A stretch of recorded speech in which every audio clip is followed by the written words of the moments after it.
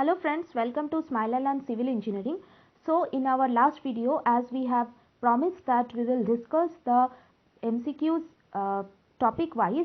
So today we will discuss air pollution fundamental MCQs. Okay, so this part we will try to cover up today, and along with that MCQ we will discuss short theories as much as possible. So let's start with question number 1. The average consumption of air by an adult human being is in the order of. So, an adult human being consumes air of about 12 kg. Option B is the correct answer. Next question, air pollution causes harmful effects on. So, air pollution can cause harm to both the biotic world and the abiotic world. So, the correct answer is option C, both A and B. Next question, air pollution may be caused by. So, air pollution may be caused due to, yes, human activities is correct, and also due to natural disastrous events like volcano. All these can also cause air pollution. So, correct answer will be option C, both A and B. Next question, which of the following is not an anthropogenic cause of air pollution? Now, let's see what is an anthropogenic cause. Now, anthropogenic means that is related to humans. But here you have been asked that which one is not related to humans. So, burning of fossil fuels is due to humans. Burning of firewood is also an anthropogenic cause. Agricultural activity is obviously an anthropogenic cause. So, the correct answer will be option D, burning of forest due to lightning, because this is a natural cause. This is not an anthropogenic cause, right? Option D will be the correct answer. Next question, London smog, a major disaster occurred in the British city of London in the year. So, correct answer will be option B, 1952. Now, let's see, this is just for information because this is one of the events that happened due to pollution. So, in December 1952, what happened? Due to industrial revolution that was occurring in London at that time, okay, due to industrial revolution. So, what happened is that the burning of coal caused death of nearly 4,000 people, and that too this smog was spread throughout the city for almost 5 days. Okay, so this is one of the major events, so you must remember this event, that is 1952 is the year. Okay, next question, London smog was primarily caused by, so we have already discussed, the correct answer will be burning of coal, option A. Okay, let's move on to next question, question number 7. The factor which is responsible for causing air pollution in modern days. So nowadays, which one is the factor? So see, these things are almost these questions we have. Some of you may have questions in your mind that where from is these questions coming, or so these questions have been repeatedly asked in one of the major exam of our country. So we have taken questions from that part, and also this is related to our air pollution engineering, that is our part 2 of the environmental engineering. So we can easily opt for these. Okay, you can see this and you can practice these questions. Okay, so the correct answer will be option A, industries and automobiles. Next question, about 90% of the world's air pollution is caused by. So see, about 90% of the air pollution is caused due to primary air pollutants, but things are changing nowadays. Secondary air pollutants are also more in number, but major cause is still now primary air pollutants. Next question, the primary air pollutant which is formed due to incomplete combustion of organic matter. So, due to incomplete combustion, carbon monoxide is formed, CO, carbon monoxide, and this carbon monoxide is very hazardous to health because it forms the carboxyhemoglobin in if it is inhaled by the human beings, then it forms carboxyhemoglobin, whose chemical formula is COH6, and this compound restricts the movement of, or restricts the oxygen carrying capacity of blood, which in turn chokes the lungs, and even death of the particular patient, particular human may even occur. This is one of the reason why in a closed room, fireplace are not lit in a closed room. At least one ventilation needs to be provided in a closed room, and this is also a primary air pollutant. So option D is the correct answer. Next question, among the following, the only secondary air pollutant is. So let's discuss in details what are the primary air pollutants and what are the secondary air pollutants. Okay, this is very important question. So primary air pollutants includes gases like SO2, sulfur dioxide or sulfur oxides, other oxides of sulfur also, carbon dioxide means CO2, carbon monoxide, then NOx, any kind of nitrogenous oxide like NO, nitrogen monoxide, nitrogen dioxide, all these are all primary air pollutant. Also primary air pollutants composed of hydrocarbons and suspended particulate matters are also included in primary air pollutants. Now coming to secondary air pollutants, what are the secondary air pollutants?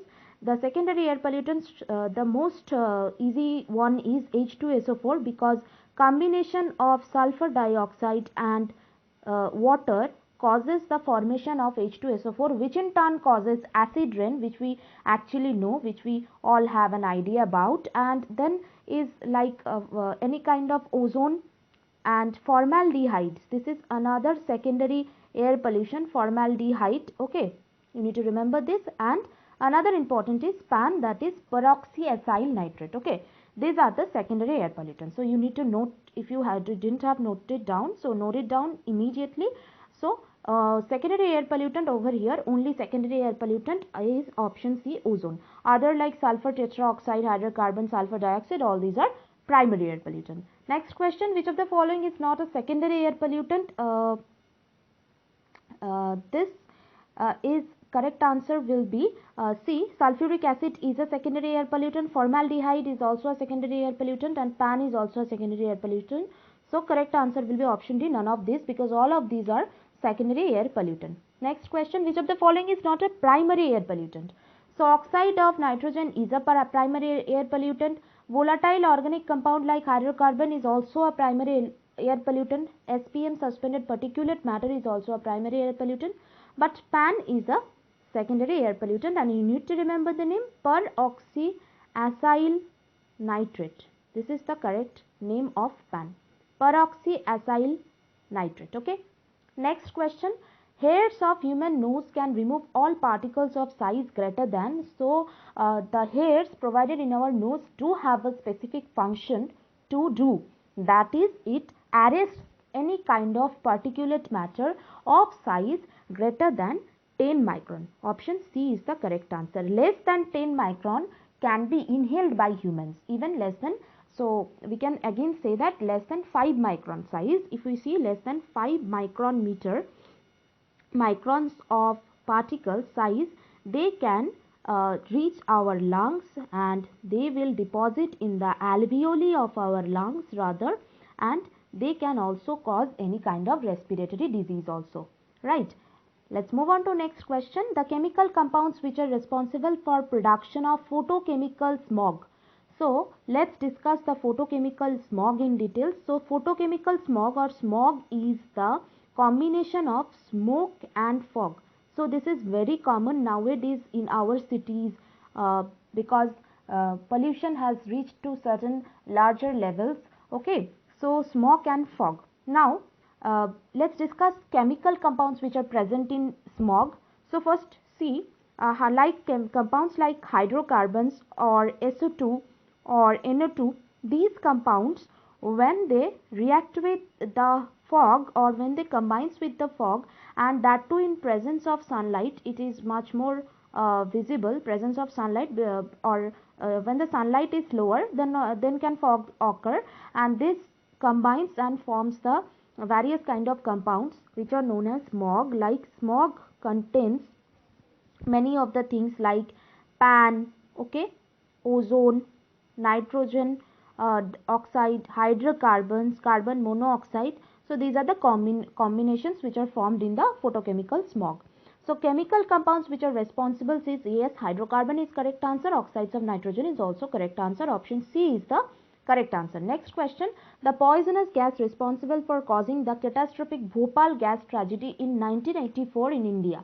So we all know this answer, and this is a much important question, and this question this disaster was caused in 1984 due to leak of methyl isocyanate from a factory. And also one of the things I want to tell you, and I want to suggest that you must remember that this year 2020, this year also one of the gas leak has occurred in our country. So if you know that gas leak and if you know the chemical which due to which the gas leak has occurred, and many of the patients, many of the humans, workers that were exposed to that gas and the locals were exposed, they fell sick. So if you know the answer, you can mention in the comment section. Okay. Next question.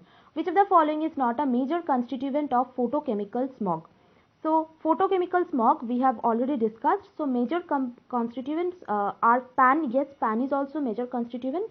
CO is a CO is also a major. CO we have CO is minor. CO is present in lesser amount. So option B will be correct answer. PAN, hydrocarbon and ozone, they are present in larger percentage, but the carbon monoxide, it is present in lower percentage. Next question, the major photochemical oxidant. So what is a photochemical oxidant? So this sulfur dioxide, this nitrogen dioxide, they are all oxidants because they have oxygen with them. So correct answer will be option C, right? These are the photochemical oxidants and they are formed due to the formation of smog. Next question, the secondary pollutant among the following. So which one of the following is a secondary pollutant? We have already discussed secondary and primary pollutants. You should note it down in your copy. So correct answer will be option D, PAN. This is a primary one. Methane is also a primary. Sulfur dioxide is also a primary pollutant. Next question, the particles in cigarette smoke are usually smaller than. So cigarette smoke particles are smaller than 1 micron. This is the reason. So we have already discussed that up to 5 microns or 10 microns are arrested from our nose or our this entrance portion. It can arrest the 10 micron up to 10 micron sized particles. But this cigarette smoke is less than 1 micron and this is very harmful. That is the reason, because it gets deposited in the lungs directly. So option A will be correct answer. The most hazardous gaseous air pollutant for human health. So which one of the following is the most hazardous? Option D, sulfur dioxide. Why sulfur dioxide? The reason is that sulfur dioxide primarily causes lungs diseases in lungs, and also people who do have asthma with them, the asthma effect is also caused due to this sulfur dioxide, and also this sulfur dioxide is responsible for causing various types of cardiovascular diseases. And this apart from these reasons, one of the important reason that it is capable of formation of secondary air pollutant. Okay, capable of formation of secondary air pollutant. Now this is the reason that sulfur dioxide is hazardous, and this carbon dioxide, oxygen is not hazardous. Oxygen, this is wrong. Nitrogen is also wrong because it combines with oxygen and forms different types of noxes, then only it becomes pollutant. Okay, so carbon dioxide is hazardous but not as hazardous as sulfur dioxide. Next question, the maximum permissible average annual specified standard of SO2 for residential areas in the new revised NAAQS. So according to me, according to my idea, NAAQS, National Ambient Air Quality Standards, this have been published many a times. Now new revised, because this question is from this new revised question, they are asking for the 2009 standard. Maybe this has been revised. If you know any of the revisions, you can share with us, or you can mention in the comment section. But we will consider 2009 part only, because these questions are set based on that 2009 only.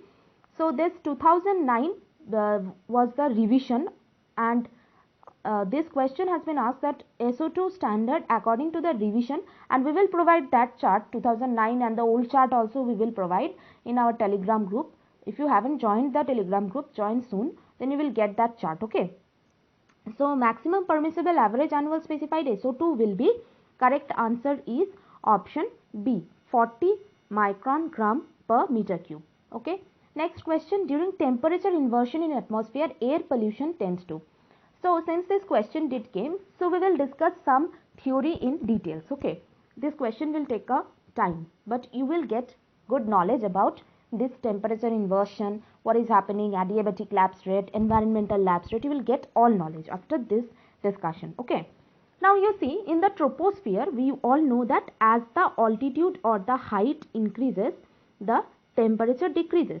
As we move up, the temperature decreases. Now this rate of change of temperature with the height is known as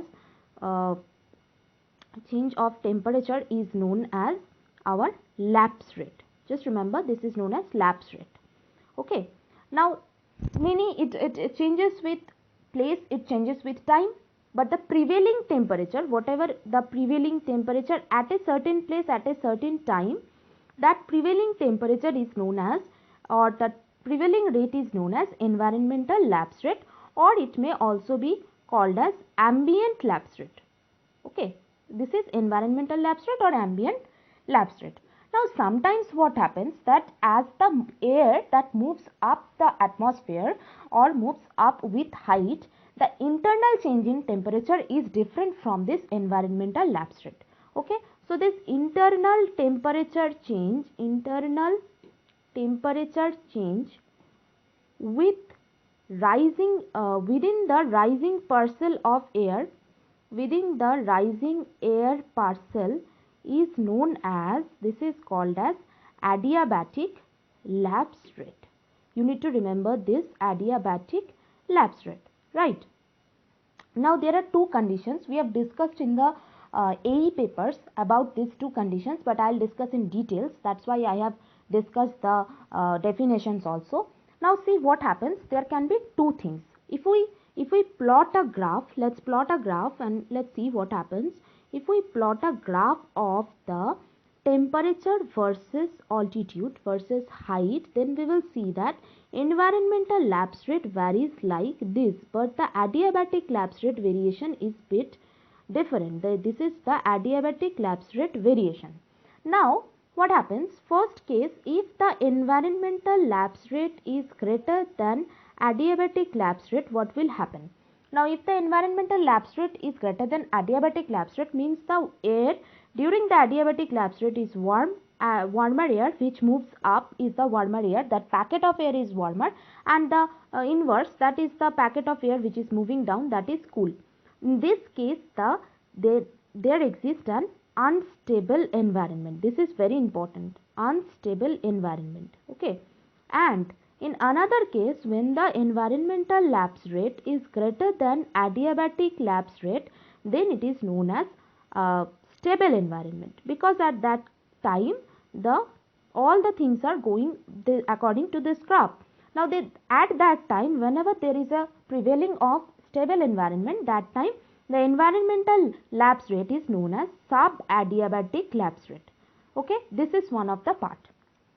Now coming to the question, it is asked about temperature inversion. Now we have discussed that along with height the temperature increases, but one thing may happen, that in an unusual case, one thing may happen that height, with the increase in height or with the increase in altitude, temperature may also increase, and this is known as inversion. This is one of the fact, and this is known as inversion. Now inversion may be two types. One is radiation inversion, another is subsidence inversion, that we will discuss in our details in another classes. But if you want that details discussion, you can mention in the comment section. We will try to make a video on that part, because these parts are all very important parts. Next we will try to plot a graph of this inversion part. Now this is what temperature is also increasing and height is also increasing. Okay, so this is an isothermal where the temperature remains constant with height. This is isothermal case. This is negative lapse rate, and this is normal lapse rate. This is normal condition, this is normal lapse rate. So what happens during temperature inversion? The air pollutants will accumulate below the inversion layer. So option B will be the correct answer. It will accumulate below the inversion layer. Next question, electrostatic precipitators remove. So what is the correct answer?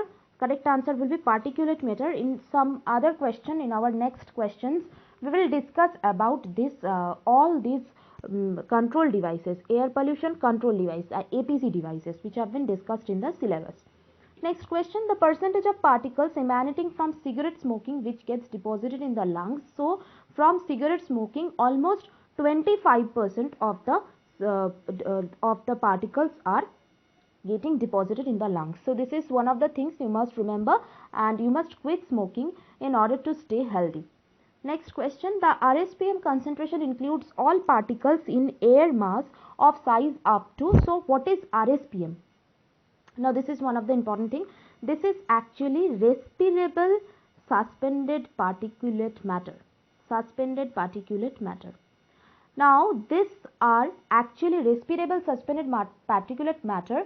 They are different from total suspended particulate matter, that is TSPM, and we will discuss that in details. These respirable suspended particulate matters are also known as PM10, and they do have a size of 10 micron. That is why they are designated as PM10. Next question, RSPM are also designated as, so we have discussed in the previous question only, that will be PM10. Option B will be the correct answer. Next question, the air pollutant which causes severe damage to plants even at much lower concentration than what may be harmful to human health. So this is one of the important question, and this is a different type question. So correct answer will be option A, fluorine. So it is not that this pollution is only affecting the human health, it is also affecting the plants, even also it is affecting the cattle, the all other things that are present in the biotic and abiotic environment. Next question, the air pollutant which does not cause any major adverse impacts on cattle. So anything that is, these all causes adverse effects on the cattle. So option D will be the correct answer.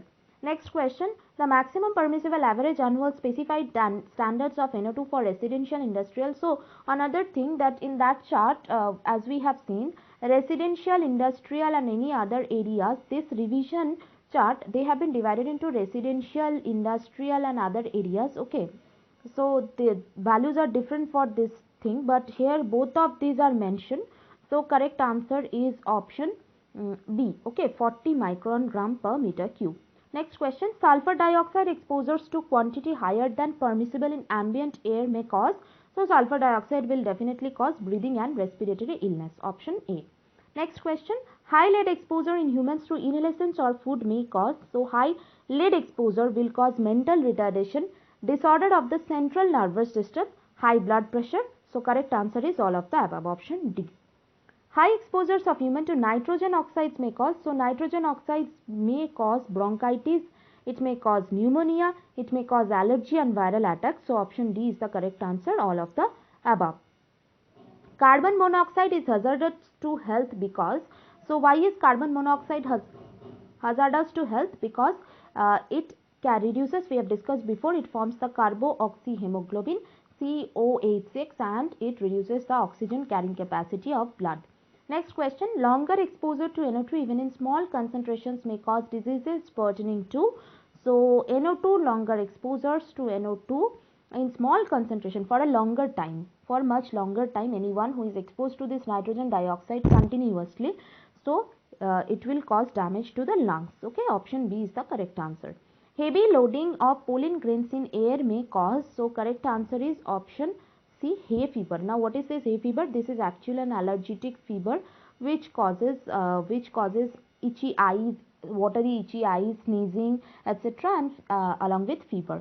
So option C is the correct answer. Next question, the permissible TSPM. Again that chart question from that chart.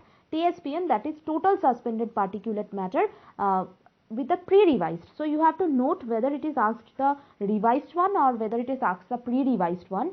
We will provide both of the charts, and I think revision of this new edition was also revised in recent years also. So if you know anything, you can mention in the comment section. We will try to find it out and we will try to provide that section to you. Okay.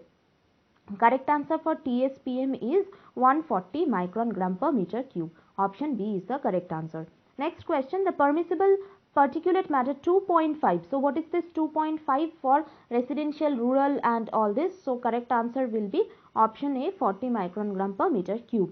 Next question, the permissible average annual standard of PM10 RSPM ambient air quality standard for residential air areas in India. So this is now residential areas has been asked. So correct answer will be 60 micron gram per meter cube. Next question, permissible RSPM for industrial areas under pre-revised NAQS. So correct answer over here will be 120 micron gram, but that has been reduced to almost 60 micron gram in the new revision. Next question, question number 40, maximum permissible average annual specified standard of NO2 for residential, industrial and other areas. Old revision NO2 has been discussed as 60 for residential, and for industrial and other areas it has been told as 80, but both the options are here since we cannot mark as B and C because both the options has been given. Question is bit difficult. Next question, the most significant primary gaseous air pollutant found in vehicular emissions. So most significant, all of these are found, okay, CO2, CO, SO2, these are all found, but most highest percentage is of carbon monoxide. Option A is the correct answer. Next question, the device which can be used to control gaseous as well as particulate pollutants in the industrial emissions. So this is the question where we have told in the earlier question, previous question, that we will discuss everything related to industrial emissions and how to control industrial emissions. Now let's see in details. So there are actually 5 types of devices that can be used to control pollutants. Okay. So first one is our gravity settling chamber. This is one of the part, gravity settling chamber. Now gravity settling chamber, they have size, they can arrest size greater than 50 micron meter, and they have efficiency of less than 50%. So they are obsolete nowadays. They are of low cost, but they are obsolete nowadays. Number 2 is our centrifugal collectors. Okay, number 2 is centrifugal collectors. Now these centrifugal collectors or dynamic precipitators, they actually do collect particles, particulate matters of 5 to 25 micron meter, and they have efficiency 50 to 90%. Okay. Next, third part we will discuss in a bit details because this is the part where all the things have been coming, this spray tower, this fabric filter. Okay, third part is our wet scrubber. Now what is this wet scrubber? This must be discussed in details. What is this wet scrubber? So when any kind of particulate matters are arrested, they are passed through a stream of waterfall, and then they are actually collection of that particulate matter through this water is done. So wet scrubber can be of 3 types. Okay, first one is spray tower. Second one, this spray tower, they arrest particles of greater than 10 micron meter, and they have an efficiency of less than 80%. Second one is cyclonic tower. Cyclonic tower, we have discussed cyclonic tower before also, but this is wet cyclonic tower. They arrest particles of greater than 2.5 micron meter, and they have efficiency less than 99%. Now number C is our Venturi scrubber.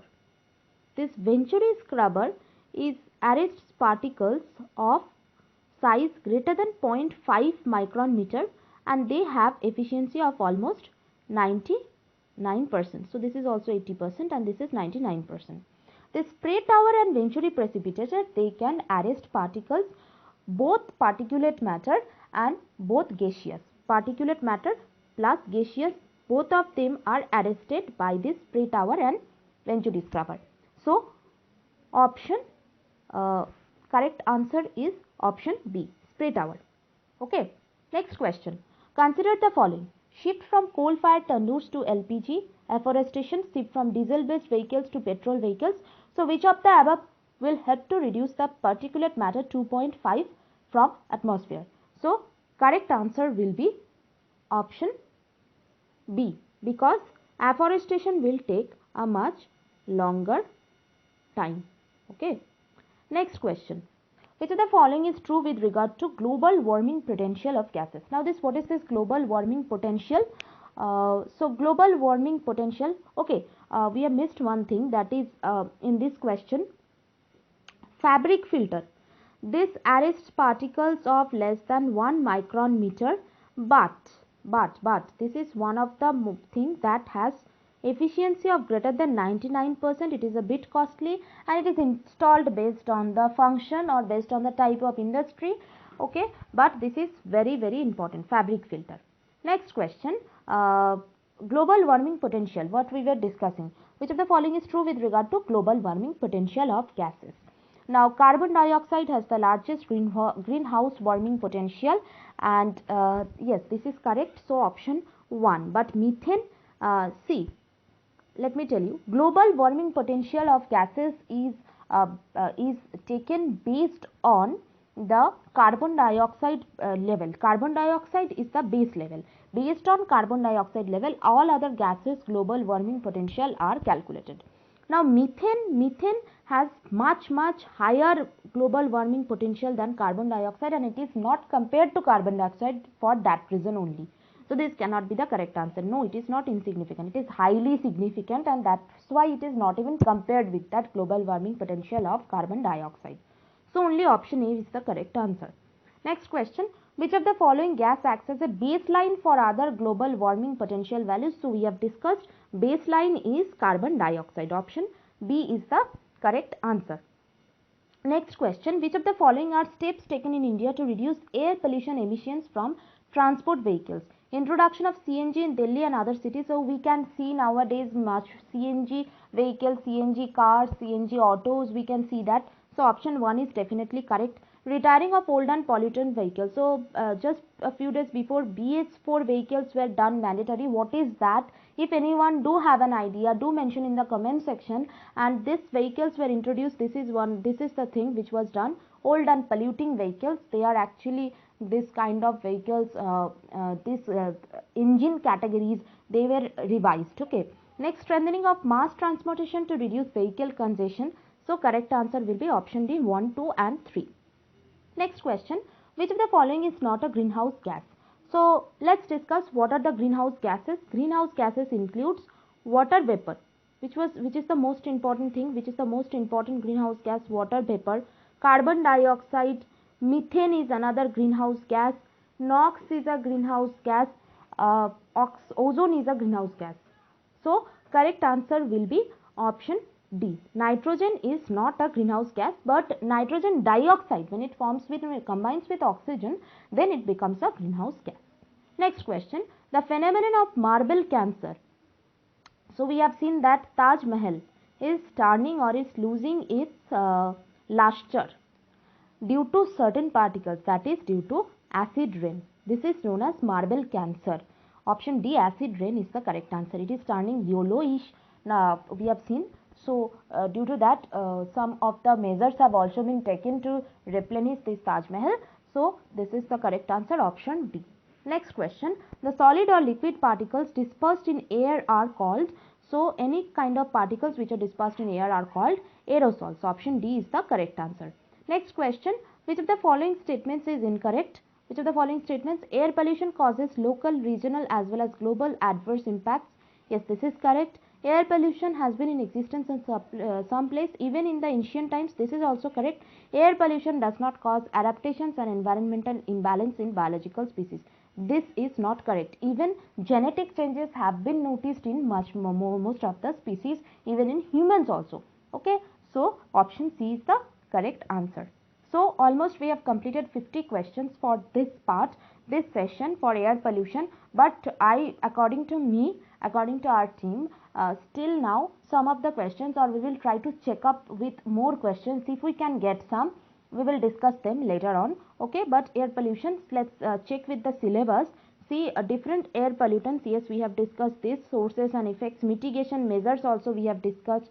Scrubber part, that thing, scrubber, gravity settling chamber, all those mitigation measures. Okay, basic principles of APC device. APC are air pollution control device. Okay, what are APC? Air pollution control device. Okay, if you have not understood, then you can mention. We will try to discuss it again and again. ESP is electrostatic precipitators, and they arrest particles of greater than 1 micron, and they have an efficiency of 95 to 99%.